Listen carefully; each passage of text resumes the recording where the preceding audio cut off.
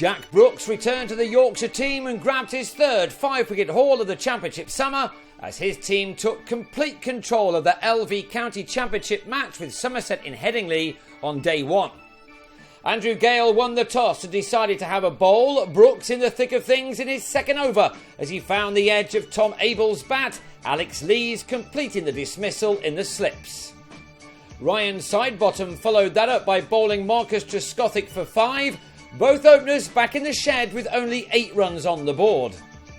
It was a very bad start for Somerset. Tom Cooper giving Brooks more reason to celebrate with an edge to Adam Lyth back in a Yorkshire shirt after his time with England. Brooks had a 3rd wicket in his 5th over, Jim Allenby falling 3 balls later for a duck as he misjudged both the line and length of this delivery. And when James Hildreth then gave Lyth some catching practice off Sidebottom, the visitors were left on 20 for 5 after only a dozen overs. Tim Bresnan then came on to have Peter Trigo held behind the stumps by the returning Johnny Bairstow. Somerset now 6 down with only 36 runs on the board. Lewis Gregory's approach, given what had gone on before, was to play some shots, and he dominated a 7th wicket stand with Luke Ronke, who was making his championship debut for the West Country men. Gregory had made 24 when he was trapped in front by the returning Brooks, a man who now had 89 first-class wickets at this ground in only his 20th match here. Things were going from bad to worse for the relegation-threatened visitors when Craig Overton drove Stephen Patterson to Bresnan at short extra after making 10 of the total of 85 for 8. Ronke did at least get his side into 3 figures in top scoring with a hard-fought 25, but he was the 9th man to fall. Brooks with another 5-wicket haul at his favourite ground when the Kiwi keeper lobbed a simple catch to Bresnan. It was left to the last pair to now get as many runs as they could. Tim Grunewald cleared the rope off Patterson with this well-timed shot. But Somerset were all out for 110 after only 35 overs when Jack Leach gave Lyth his 3rd catch of the day. Brooks led his side off with figures of 5 for 35. All eyes then turned to Lyth, now with a bat in his hands.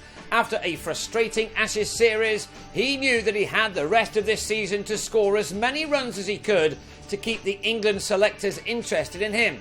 He soon put this summer's difficulties behind him with a number of punishing strokes, which confirmed his side's dominance as they closed in on their 2nd championship title in 2 years. He lost Lees at the other end for 10, the out-of-sorts opener trapped in front by a full ball from Overton to end an opening partnership of 46, which had taken 20 overs to compile. With an array of England players back in the lineup, Gary Ballance was brought in at number 3, the place he batted for his country. He came into this innings on the back of a big 100 in Hove last time out, and again looked somewhere near his very best with some excellent cricket shots. Lyth, meanwhile, took on Trigo, taking 3 fours off 1 over from the all-rounder to get to a 50, his first for 3 months off 85 balls. The left-hander had found the boundary 7 times thus far and was keeping his side right on top of their opponents.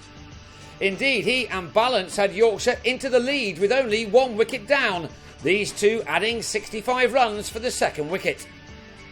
Lyth will have been disappointed to then edge a drive off Allenby into the hands of Gregory, but his score of 62 will have restored some of his confidence. Leach was then brought on towards the end of the day and found some turn in his first over to bowl Gale for 5. But Ballance, who ended the day on 49, and night watchman Patterson saw out the remaining 4 overs, taking the total to 138 for 3, which means that Yorkshire will begin the 2nd day already with a lead of 28 runs.